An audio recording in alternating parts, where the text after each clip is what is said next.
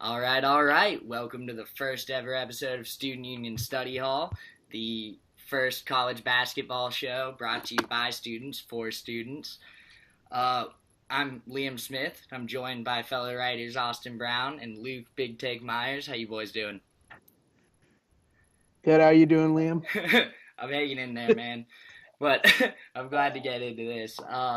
We're just started. We're just gonna run through a couple topics, and hopefully you guys enjoy it. The first topic today is something I think everyone talks about, probably a question asked every week in college basketball. Is Duke back? Austin, do you have any thoughts on this one? Yes, Duke is absolutely back, 100%. Oh All boy. it took, all it took was Coach K faking a back injury for a couple weeks, banning his team from the locker room, which I don't know how that makes sense. Where do they get dressed, and what do they wear during practice if they can't wear Duke stuff? Are they just out there in like a t-shirt and shorts? Who That doesn't knows? make any sense to me. But anyways, also, he could Coach K have picked a worse replacement for Oh my that god. little strand. Jeff Capel's a terrible basketball coach. He coached at Oklahoma, and after Blake Griffin left, he had a team full of McDonald's All-Americans that he ran into the ground and got fired 2 years later. So I don't know why people talk about Jeff Capel being the next coach, but I digress. Anyways, yeah, no, Duke has now rattled off 3 wins in a row over Wake Forest, Notre Dame, and Pitt, and your boy Kevin Stallings. I think the biggest thing they've done, Duke finally figured out that Grayson Allen's the third best player on the team. Yeah. And more importantly, I think Grayson figured out he's not the best player on the team. So, yes, I say absolutely Duke is back. I completely disagree. I mean, how can you Oh. say they're back? You rattled off their last 3 games and their 3 wins. I'll give you at Notre Dame's a good one, but they needed a big shot by Luke Kennard to beat Wake Forest. Are you kidding me? And Pitt, I mean, Hey, don't talk about Danny Manning like that. Wake Forest is no bueno, no bueno. But Pitt, I mean, they're just not the same since Jamie Dixon left last year. And let's get real. Duke hasn't been good all year. Have you looked at their non-conference? I mean, they beat number 21 Rhode Island and number 24 Florida, and that's about it. That's not anything to like give them the number one seed over. They're definitely not back. I disagree wholeheartedly. Absolutely. I can't argue with either of you. My take isn't necessarily on their skill level. It's more along Austin's line, or what we think of Duke. And in my mind, Duke is back. They've got Grayson Allen, the biggest villain we've seen in college basketball in quite a while. He's pissing everyone off every weekend. Coach K's back injuries taking him out for games at a time. Everyone's pissed about that. And as long as everyone's pissed at Duke, I think Duke is back, because that is Duke to me, a team everyone can hate. Can we all agree on though? Once tournament time rolls around, they're either going to lose to Mercer in the first round, a double-digit seed, or they're going to make it all the way to the championship game. That tends to be how Duke handles tournament games. This ends one of two ways, yeah. All right, let's get on to this next topic. Gonzaga, are they the truth? 24-0. Not much you can say against them right now, other than kind of a weak schedule. We went to Austin first last time. Luke, is Gonzaga good? I don't, I don't really know. I mean, I can compare them to the Shockers from a couple of years ago, Wichita State, but Wichita State got hosed. They were a way better team. They just got put against they got put in a pretty shitty deal against playing Kentucky in the second round when they were in Greatest 9 seed. of That's all just time. unreal. But they have some pretty quality wins on their schedule, and I think Gonzaga is the real deal. But it might come around to the conference tournament time. They might stumble to BYU or a team like that. That always gives them a lot of trouble. So, Yep. but as of right now, I think they're going to make a run in the tournament, deep run. Austin, any thoughts?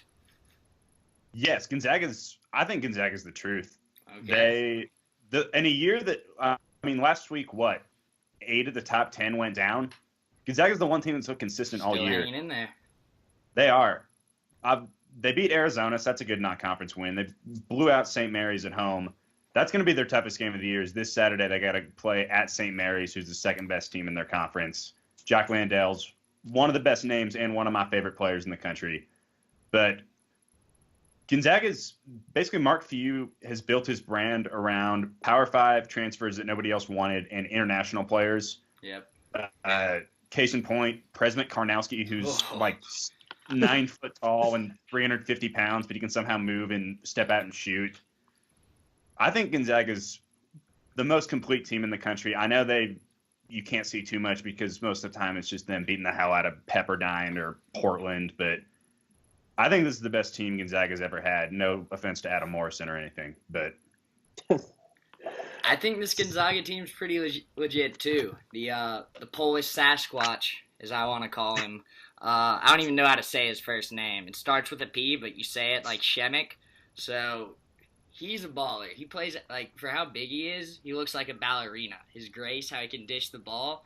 And I think that's what opens up a lot of Gonzaga's scoring opportunities, his ability to dish the ball so well from, like, the mid to low post. But with that being said, Gonzaga I don't think they've ever made it to a Final Four. They've had good tournament play, and they've had good tournament. I think Sweet 16 last year, and maybe an Elite Eight. But other than that, Gonzaga has not made it far in a tournament traditionally. So I think it'll be interesting to see if they can back up their regular season record with stellar tournament play. Do you guys think they get a 1 seed? Yeah, I think if they stay undefeated, they do. I think they're the number 1 overall seed right now. They kind of have to be. Yeah. I mean, Wichita State was, like you said, Wichita State was the number 1 overall seed a couple of years ago, and they were undefeated. So, plus they would have wins. They probably have to beat St. Mary's 3 times to get there, which is not a small feat. St. Mary's is a top 25 team. So, yeah, I think if they win out, I think they're definitely a 1 seed. All right. Fair enough. I guess we'll have to see. Next topic, what a late addition. Bruce Weber, his outrageous comments on the Kansas State game. Bruce Weber, Kansas State coach, after their second loss to Kansas this season, comes out and says that Kansas State beat Kansas in the play hard chart, and or for the second time this year. And the quote I saw was, "We out rebounded them, we kicked their butts again, they just made more plays again." I don't know about that logic. Austin, any thoughts? First of all, this is the same coach who came out early in the year and apologized to his players after the game for yelling at them during halftime. Like, this is coach. This is just barely a step above Tennessee coach coming out and saying, "Oh, we're champion. Our players don't win on the field; they're champions of life." Or we get 5-star hearts. We don't get 5-star recruits. I think college basketball's gone soft. And no, there are no moral victories. You can't beat them on the play hard chart. I heard after tonight, I was just caught the end of the Alabama-South Carolina game that went to quadruple overtime. And after the game, one of the announcers got on there and said, "Well, there were no losers tonight." No, there's absolutely a loser. If you play a game and a half and you don't win, you're absolutely a loser. Huge loser. So I think this, everybody gets a participation medal. We played hard, champions of life. That whole mantra's got to go. As does Bruce Weber. He's a terrible basketball coach. I like what he said. I mean,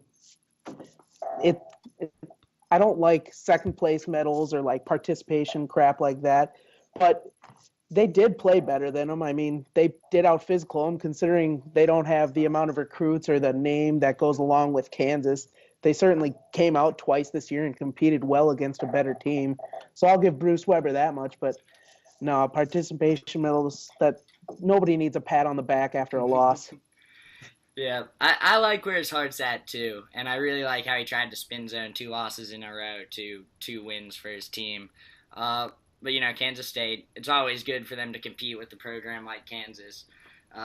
Rivalry games, obviously, you're always going to want your team to come out feeling good. But, like I said, you can't say we played better than them and then say they just made more plays than us. That doesn't make sense at all. For the record, Frank Martin never, ever would have made that comment after a game. Absolutely not. I don't think he talks after he would have kicked one of his players off the team. He looks like he'll kill someone with his eyesight, like after his losses. But all right, next topic, and maybe the most controversial today.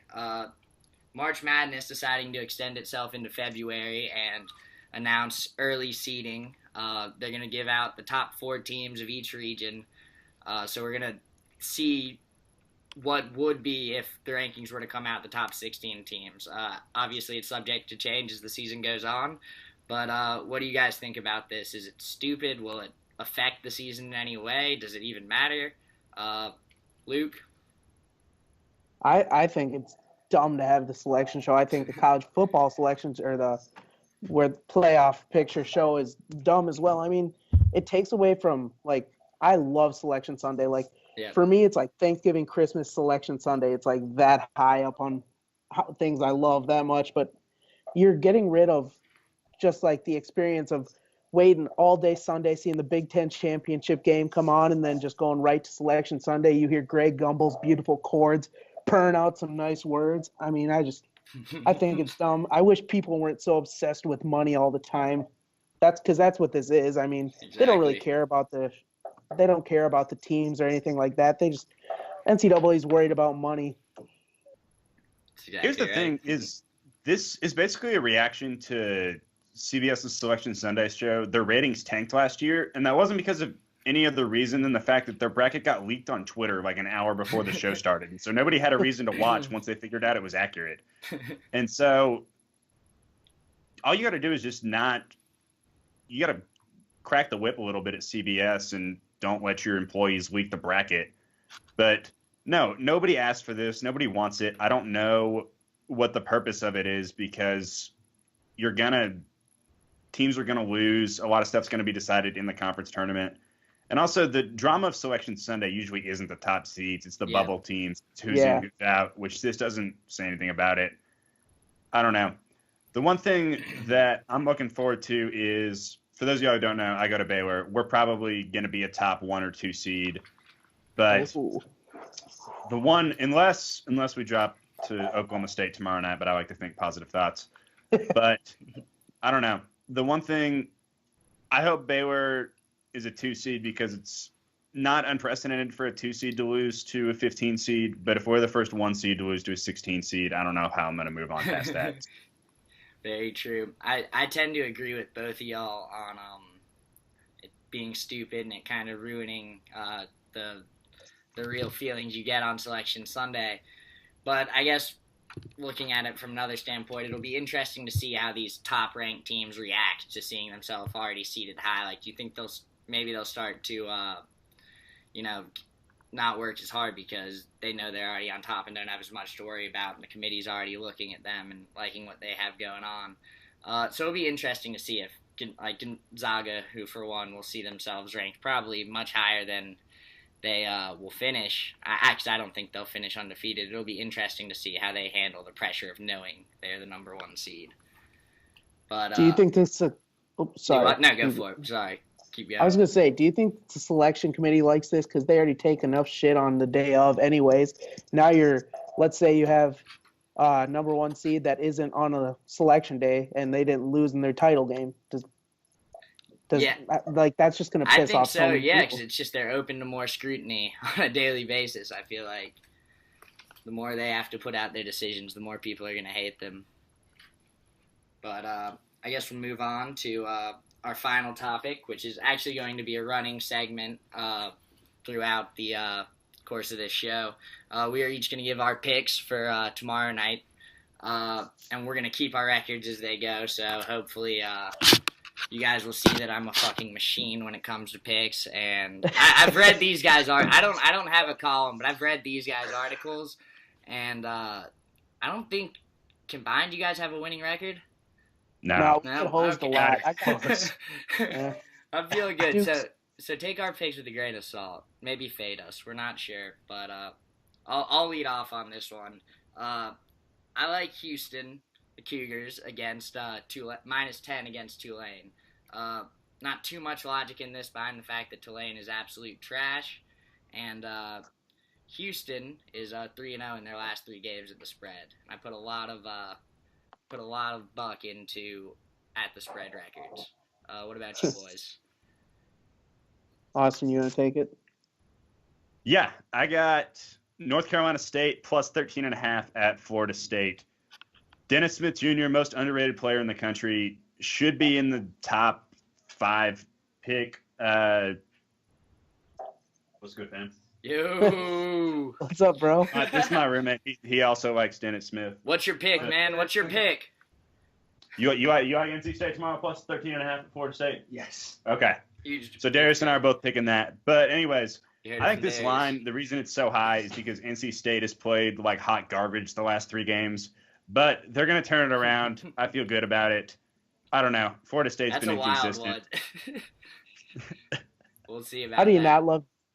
not love Dennis Smith after he just rubbed it in against Duke a couple weeks ago? I mean, that was a Very huge true. slam. Love. That was awesome. I'm gonna take the Iowa Hawkeyes. They're dogs right now, Cardinals, yeah. +7 up at the barn. I never ever bet on my teams, but I like this one. The Hawkeyes are playing well. They got Peter Jock back. They got some good young freshmen out there just splashing all over the place.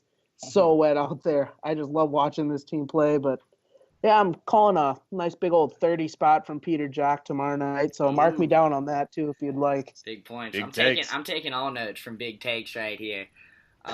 So there are 3 picks. Whether you take them or fade them is up to you. We got Houston, we got NC State, and we have Iowa. So hopefully that wins you guys some money. But anyways, that should about wrap up our first show of Student Union Study Hall. We hope you guys liked it. Austin, Luke, any final thoughts? Nope. I would just like to say we had a conversation like a week or 2 ago about the movie Hoosiers. So go tweet us your input at Student Union Twitter page. Get in on that action. It's a great movie. Overrated. I might have to rewatch You don't it. like Hoosiers. You don't like America. That is no way. All right, you heard it. Watch Hoosiers. Give us your take. See you guys.